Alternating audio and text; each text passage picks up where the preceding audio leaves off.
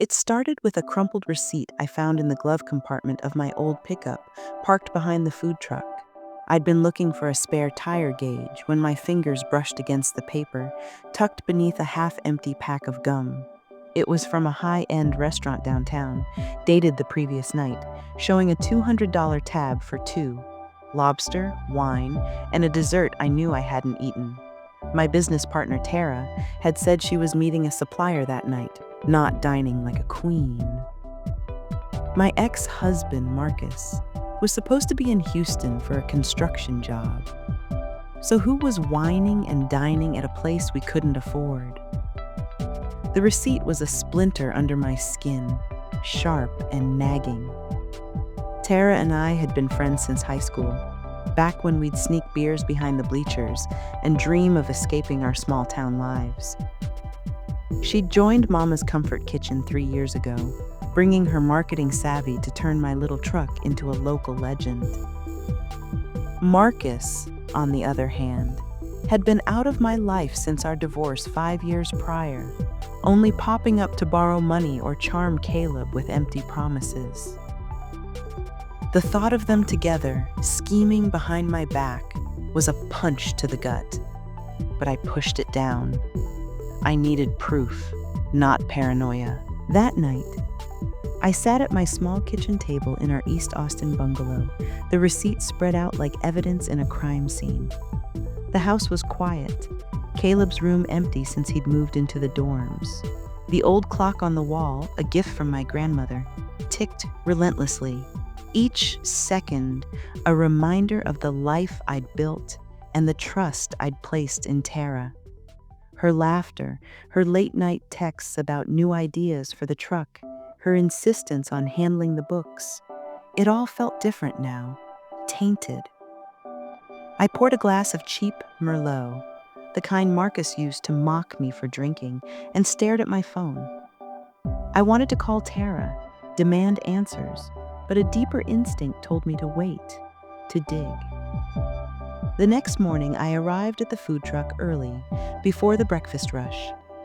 Tara was already there, her blonde hair pulled into a messy bun, scrolling through her phone with a smile that didn't reach her eyes.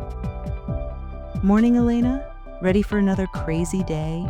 she chirped, but her voice was too bright, like a performer hitting her mark. "Yeah, ready," I said, forcing a smile. I watched her closely as I prepped the batter for my buttermilk biscuits. Her phone buzzed constantly, and she angled it away from me, typing quick replies. When she stepped out to take a call, I seized my chance. Her laptop, always open on the counter, was unlocked. Heart pounding, I clicked into our accounting software. The numbers didn't add up. Thousands of dollars marked as miscellaneous expenses, payments to a vendor I'd never heard of, and a suspicious dip in our profits despite record sales. My hands shook as I snapped photos of the screen with my phone, each click a step closer to the truth. When Tara returned, I was back at the grill, flipping bacon like nothing had happened. "Everything okay?" I asked, keeping my tone light. "Just a supplier mix-up," she said, avoiding my eyes. "Nothing to worry about." But I was worried. That afternoon, I drove to the bank, my stomach churning. The teller confirmed my worst fears. Tara had opened a separate account under the business name, siphoning funds without my knowledge. Worse, there were transfers to an account linked to Marcus's name. My ex-husband, who hadn't worked a steady job in years, was suddenly flush with cash. The pieces were falling into place, and they formed a picture uglier than I'd imagined. I didn't confront Tara, not yet. Instead, I called my old friend Rosa, who ran a taco truck across town. She'd once mentioned a private investigator who helped her catch a thieving employee. "Elena, you sound shaken," Rosa said when I called. "What's going on?" "I think Tara's stealing from me," I whispered, my voice breaking. "And Marcus might be in on it." Rosa didn't hesitate. "I'm texting you Javier's number. He's discreet, and he's good." Call him Javier met me the next day at a quiet coffee shop on South Congress, away from the food truck scene. He was a wiry man in his 50s, with sharp eyes and a no-nonsense demeanor. I handed him a flash drive with the photos of Tara's laptop screen, the restaurant receipt, and a list of suspicious transactions. "I need to know what they're doing," I said, my voice steady despite the storm inside me. "I think they're trying to take my business." Javier nodded, scribbling notes in a worn notebook. "I'll tail them starting tonight. Stay calm, Ms. Martinez. Don't tip them off." That night, I worked the truck alone, telling Tara I'd handle the late shift. The park was alive with music and laughter, foodies snapping photos of their plates for Instagram. But I was a ghost, moving through the motions, my mind on Javier's promise. At 2 a.m., my phone buzzed with a message. A photo of Tara and Marcus at a dive bar downtown, their heads bent close, laughing over beers. Another showed them climbing into a shiny new food truck, parked in a lot off East 6th. The words "Tara's Texas Eats" painted on the side. My blood ran cold. They weren't just stealing my money, they were building a rival business with it. Over the next week, Javier sent more evidence. Receipts for equipment purchases, emails between Tara and Marcus plotting to poach my suppliers, even a mock-up of their menu, featuring my recipes tweaked just enough to avoid a lawsuit. The betrayal cut deeper than I'd expected. Tara, who'd cried with me when my divorce finalized, who'd promised to help me build a legacy for Caleb. Marcus, who'd once sworn to love me forever under a starry Texas sky. They'd turned my dream into their scheme, and I was the fool who hadn't seen it coming. But I wasn't going down without a fight. The Austin Food Festival was 2 weeks away, the biggest event of the year, where food trucks competed for a coveted spot at the city's top venues. Tara and Marcus had registered their truck, banking on my recipes to win them fame. I had other plans. My revenge would be public, precise, and poetic. I started small, tweaking our daily operations to keep Tara in the dark. I changed the passwords on our accounting software, citing a security issue, and rerouted payments to a new account she couldn't access. I called our suppliers, locking in exclusive contracts under my name alone. Tara didn't notice. She was too busy planning her launch with Marcus, sneaking off to meetings while I ran the truck. Each night, I studied Javier's reports, building a case that would bury them. The real weapon, though, was my sauce, the spicy peach BBQ that had made Mama's Comfort Kitchen a legend. Customers raved about it, slathering it on brisket and ribs, begging for the recipe. Tara had stolen it, of course. But she didn't know the secret.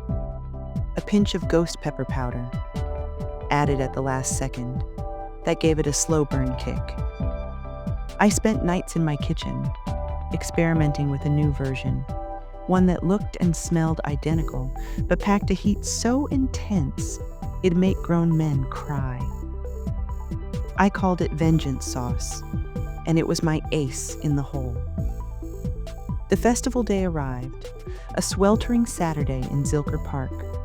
Food trucks lined the grassy expanse, their awnings bright under string lights, the air thick with the smell of smoked meat and fried dough. Mama's Comfort Kitchen was mobbed, customers clamoring for my cornbread and collards.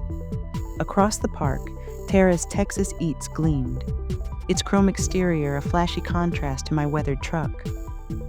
Tara worked the counter, her smile wide as she handed out samples, while Marcus grilled, his cowboy hat tilted just so.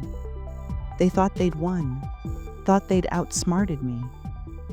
They had no idea what was coming. I'd slipped into their truck the night before, under cover of darkness, with Javier's help.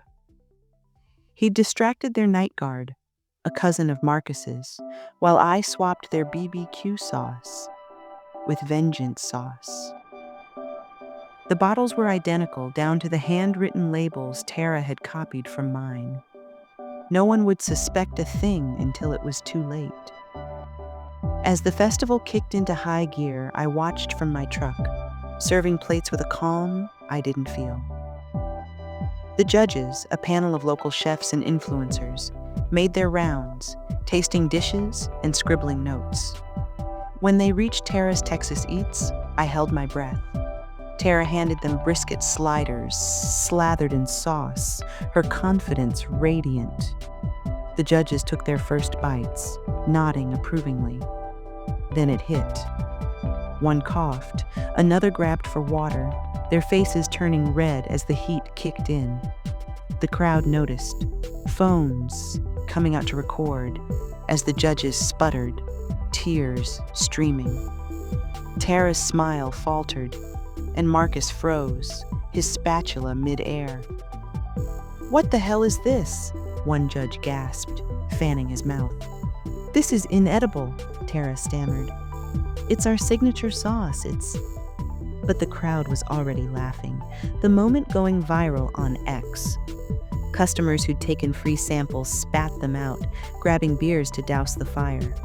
A food blogger with 1 million followers tweeted, "Tara's Texas Eats just set my mouth on fire. Worst BBQ sauce ever. Hashtag Austin Food Fest." The hashtag trended within minutes. I kept serving, my face neutral, but inside I was soaring.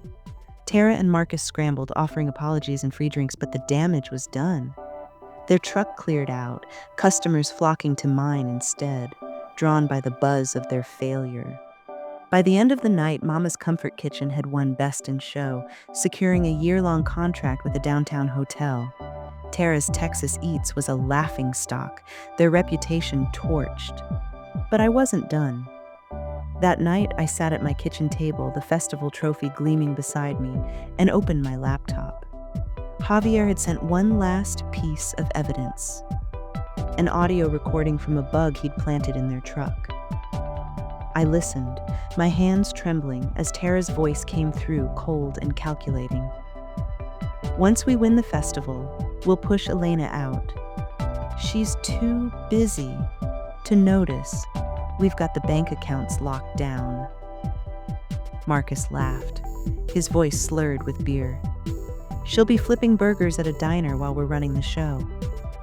I saved the file, along with every photo, email, and receipt Javier had collected. The next morning, I walked into the food park's management office, where Tara and Marcus were begging to keep their spot. I handed the manager a flash drive with the evidence, my voice steady. "They've been stealing from me for months, planning to sabotage my business. I want them banned." The manager, a gruff woman who'd always liked my cornbread, listened to the recording, her face darkening. "This is disgusting," she said, "cry. They're done here." Tara tried to protest, her eyes wide with panic, but the manager cut her off. "Pack up your truck and get out. You're lucky Elena's not pressing charges." Marcus glared at me, his face red. "You set us up, didn't you?"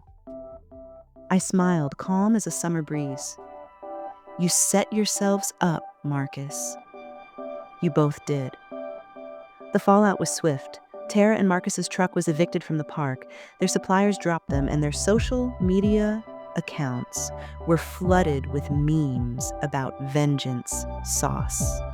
I used the festival win to expand Mama's Comfort Kitchen, opening a second truck and hiring a new manager, Rosa's niece, who'd grown up in a kitchen like mine.